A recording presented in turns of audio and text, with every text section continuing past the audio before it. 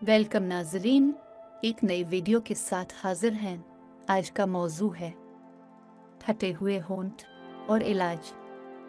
होंठ फटने की वजूहात क्या हैं? सर्द मौसम में खुश्क हवाएं होंठों को खुश्क और खुरदरा कर देती हैं। होंठ अगर ज़्यादा खुश्क हो जाएं, तो वो फटने लगते हैं और उनमें खून भी आने लगता है और ये बहुत तकलीफ दे भी होता है।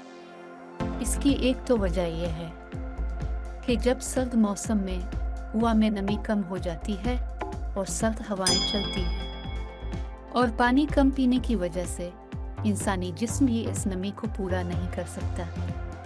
तो ऐसे में होंठों को मतलूबा नमी ना मिलने की वजह से होंठ फटने लगते हैं। दूसरी वजह यह है, होंठों को तर रखने के लिए बाज़ दफ़ा लोग अपनी ज़बान होंठों पर फेर कर उन्हें तर रखने की कोशिश में इनको ज़्यादा ख़राब कर लेते हैं। तीसरी वजह यह है, जिल्द को नरम और मुलायम रखने के लिए जिस्म को विटामिन ए और सी की ज़रूरत होती है, जो कि दूध, गाजर और खुबानी वगैरह में विटामिन ए और रसीले फलों में जैसे कि लीमू, मिसम्मी और नारंगी में विटामिन सी कसीर तादाद में मौजूद होते हैं। उनका बैलेंस रखना भी ज़रूरी है। फटे होंठों का इलाज। अपने होंठों को कुदरती नमी फराहम करने के लिए पानी और पीने वाली चीज़ों का ज़्यादा इस्तेमाल करें। अपने होंठों पर ज़बान फेरने से ग्रेज़ करें। ऐसा करने से होंठ मज़ीद खुश्क हो जाते हैं। होंठों पर ज़बान फेरने से उनकी कुदरती नमी जाती रहती है।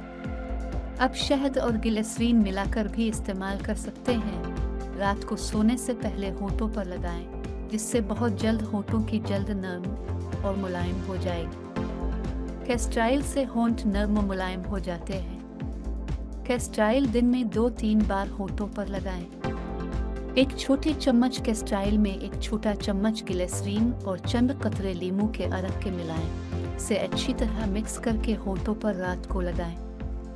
उससे आपके होंठ नरम और मुलायम हो जाएंगे।